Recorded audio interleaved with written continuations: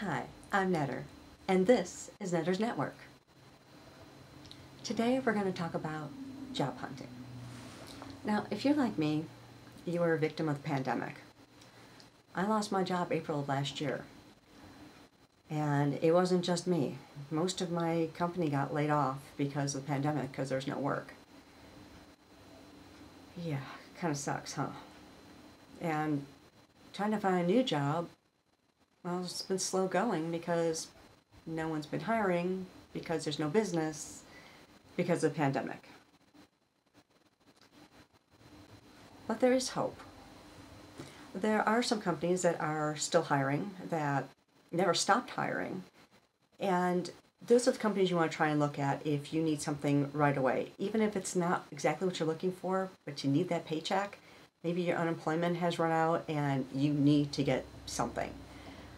Places like Amazon, their warehouse workers make about $15 an hour, but in some areas they make like 18 to 20 an hour. So look into Amazon, see if they're hiring in your area and how much their salaries are.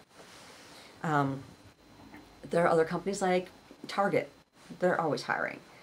So you want to look at companies like that are bigger, that pretty much absorbed the pandemic. They actually have been thriving on it because people are not able to get out of their homes, so Amazon delivers. Amazon Fresh delivers, so you can get your groceries right to your door. So companies like that really thrived in this pandemic, and those are the ones you want to look at because those are the ones that are hiring. Because everyone is shut in, they need more and more workers to help them take care of these customers. In order to start job hunting, well, let's start with the basics. First thing you're going to need is a resume. Now, this is my actual resume. You can see I have my name at the top, my address and phone number, which is blacked out here, my email address, and my LinkedIn address, so that if anyone wants to look at my resume that way, they can. It also gives a little bit more information about me on LinkedIn than it does on my actual resume. Then for my resume itself, I have the last company I worked for, the dates employed, the positions I held, and the dates that I held those positions, and then of course my job description is here. And then I went on to the next company and those dates, etc. If you don't have a LinkedIn account, get one. It's a really great tool. Not only does it help with networking, but they have jobs listed there. I've applied for quite a few positions through LinkedIn because they were things that I was looking for. I've had jobs referred to me through LinkedIn. So it is really a great tool, and you want to set that up. And basically what you're doing is you're going in, you're putting in your resume there, filling in the different positions, and then start looking at jobs and different companies and start adding them to your network list once you're interested. So if you're interested in publishing, see what other people are in publishing and start trying to network with them. It is a really great resource. Now, my resume is 2 pages long. You should really only put on there about 10 years of employment. Anything other than that is not needed. I have a little bit more than that on there because I'm trying to show management experience in leading teams and leading groups. And one of the positions I have on here, it's older, but it does show my management experience on there. So that's the only reason why I kept it. But eventually that's going to fall off because it's going to be too far back and I don't want that on there. Something else that I have on here, at the very bottom, I have my education and I have my professional development. So I've had certificates of completion, I have excellence in service awards, I put that I'm proficient in Excel, Word, PowerPoint, the Microsoft products basically. Then I also am proficient in Salesforce, Mass90, WebAce, RiskFacts. Some of these are proprietary systems that you may not have ever heard of, but if a company has ever heard of them, they're going to be like, she knows that. And, that's one thing that they really, really like. And it's like, they have experience in this really obscure whatever. So list it. Even if you don't think it's important, list it. Because it might be that one thing that gets your foot in the door. The other thing I have on here is that I'm a licensed notary. I actually had one job that I interviewed for where one of the things that came up is, yeah, I'm a licensed Illinois notary. And they're like, you are? And I was hired simply because I was a notary, because they needed it. And no one else on the team had a notary or had any idea how to go about getting a notary or being a notary. So things that you may not think is important, put them at the bottom there under your skills. And I don't mean things like, skiing or you have a great tennis game. I mean actual work experience. So different programs that you've worked on. Like I said, even if they're proprietary and no one else has ever heard of them, there might be that one person that's like, I used to work on that system back when I worked at X company. So, it's great that you know that because that was a really hard system to learn. That's the sort of thing, get your foot in the door. The other thing is, years ago, I had created a wiki page. And it was to try and help people to find jobs. And really, it was more of a thing for me to kind of keep track and keep me on track for my own job search. But I have a list here of helpful hints. And so I dug it back out. And I'm going to go over some of these things with you because they're still relevant to today. Dress appropriately for the interview. Doesn't matter if you're applying to be a ditch digger, wear something nice. For example, I had an interview today, a virtual interview. I had a suit jacket over this blouse, and you can only see me from like here, here up the same way that you can. So I'm wearing jeans, but I made sure that I looked professional. I made sure that my hair was neat, that my makeup looked nice. You are judged on your appearance. Whether you want to believe it or not, you are judged by your appearance. So make sure you look appropriate for the interview. You don't want to leave a bad first impression.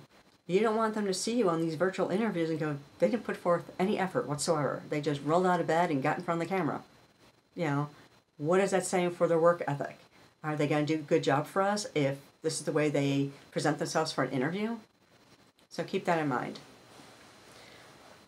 Now, for dressing appropriately for the interview, for gentlemen, if it's an office position, make sure it's a pressed, clean, button-down shirt and a tie that doesn't have a wacky saying or a cartoon animal on it. Matching, preferably, jacket and trousers.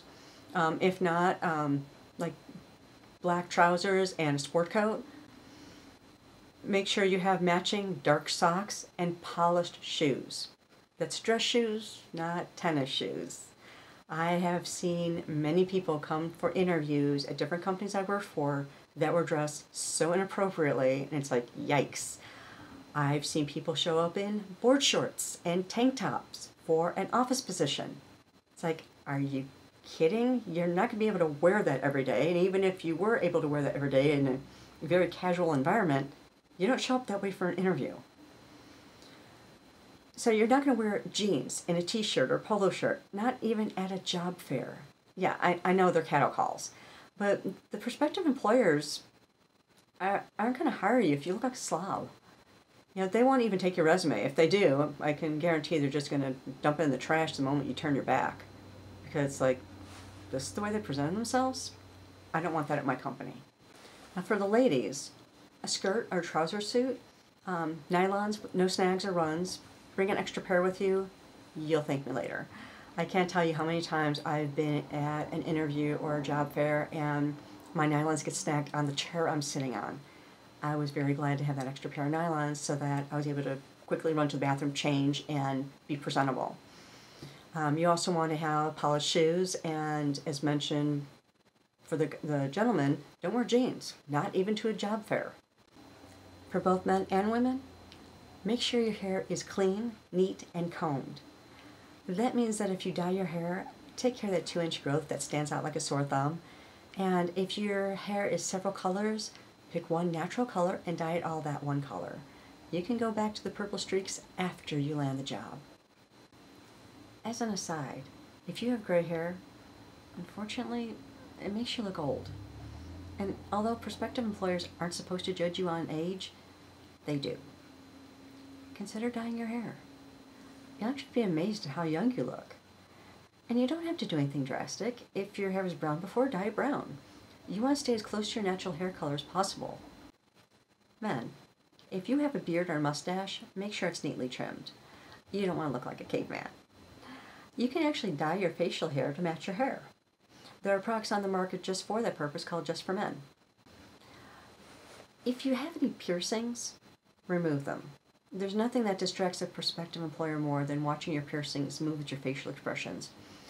That tongue ball bobbing up and down your mouth, yeah, super distracting. The only piercings should be earrings, matching and tasteful, in women's ears. Yeah, I know, things are different today. Men wear makeup, they wear jewelry, they wear women's clothing. But if you want to get the position, go traditional. Just saying. If you have any tattoos, cover them before your interview if they're really obvious and showing. Even though you think they're great, a prospective employer may not. You can cover them with clothing or theatrical makeup. Turn off your cell phone. There is nothing more important than the interview. If your phone goes off in the middle of the interview, or worse, you take the call, the prospective employer can no longer take you seriously. You just told them by your actions that your phone is more important than they are. If you accidentally leave it on and it goes off, just apologize immediately. Shut it off. Don't look at who called. Just hit that off button, and whoever called will leave a message if it's important. Language. Be careful what you say. Even if the person interviewing you is swearing up a storm, do not swear. And use proper grammar, please. You're not hanging out with your buddies here. And never, never, never, never badmouth your old boss. You'll come across as whiny. And what if the person that you're interviewing knows your old boss? Talk about awkward. Not only that, it makes them think, well, if you're talking bad about your old boss, what would you say about us if we were to hire you? Something to think about. Hygiene. Shower. You'd be amazed how many people don't shower. I mean, that should be a basic thing. Wash your hair. Use deodorant. No one wants to smell your body odor. Also, lay off the perfume and the cologne. It's really easy to overdo it, and some people are allergic to those scents. And ladies, keep your makeup neat and at a minimum. You're not going out to the club. Just basic day makeup is fine. If you smoke, don't do it before the interview. You may not realize it, but you reek. That smell stays on you. I would even suggest that you keep your interview suit far away from anywhere where you smoke at home so it doesn't absorb the smell.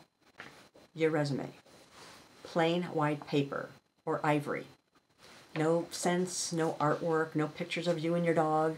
Just don't. There are different ways to list your work experience. I prefer chronological order. Latest job first. Whatever style you decide on, bring 3 or 4 copies with you to the interview. This way, if you interview with more than one person, they can each have their own copy. I also keep one copy out in front of me so I can refer back to it for experience and duties, because sometimes you just have a brain cramp. If you have recommendation letters, bring copies with you.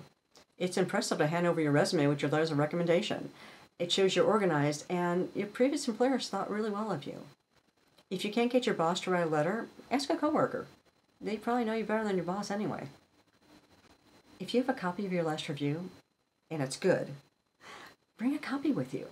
I was able to impress a prospective employer by showing them my last review in which I was considered to be a highly valued employee. In short, you can't be too prepared for the interview. I will tuck a needle and thread as well as a couple of safety pins into my bag in case a button comes loose or a hem falls. I also bring a can of hairspray and static guard because you never know what's going to happen on the way to the interview. I know most interviews are virtual right now because of the pandemic, but still, make sure that you look the part. Wear that sport coat or that blazer over that nice shirt. Make sure your hair is neat and clean. Make sure that, ladies, your makeup looks nice. Take that effort. I wouldn't hire a slob because I would look at them and go, well, if this is how they look now, what are they going to be like in the company? Are they going to be sloppy with their work? Just keep that in mind. At the end of the interview, they will ask you if you have any questions for them. Always have a few prepared. To say you don't have any makes you seem disinterested in what they have to say. So some of the questions I ask are, a typical day, what can I expect? Now, they may have already answered this during the course of the interview, so this may be a throwaway question, but sometimes they don't really go over it, so you can bring that up. Something else I ask is, how did you come to work for the company, and what do you like most about it? This gets a little bit more personal with them, And because they're giving you their view on the company, it gives you more of an insight as to, what you'd be walking into if you were to get the job. Something else I ask is, what are some of the challenges other staff members have faced in this role? You want to know, what are you in for? And whether or not you can handle it. Who would I be reporting to, and what is their management style like? And that's important to know. Not all managers have the same type of style, and if the manager that you're going to be working under has a style that's going to clash with the way you do things, that may not be the position for you. How is this role measured on success? You need to know this, because you need to know what are the metrics to know that you are actually doing a good job here. And the last question I ask is, if you were to hire me right now, what would I have to have accomplished in 1 year so that you know you made a great hire? What's really nice about this question is that they usually will delve a little bit more deeply into the metrics of what they expect from you, and that's very useful and helpful information. So yeah, always ask that question. So these are the questions I typically ask. Feel free to use them if you want. Now these ones I have tailored for me. If they will also work for you, awesome, fantastic, use them. But if you're more of a technical person, you might want to look up questions that are more on the technical side that'll fit more in the role that you're going for. So this is my preparing for an interviewing in a nutshell. Now I know it's not all inclusive, there's probably other things I could have gone over, but these helpful hints I hope will really help you in your job search and in your interviewing. And I really hope that for those of you who are looking, that you get something really soon. We're kind of all in the same boat here, and I fully know what you're experiencing and how you're feeling because I'm going through it myself. So take care, and I hope to see you in the next video. Before you go, don't forget to like, share, and subscribe. Have a really wonderful day. Bye.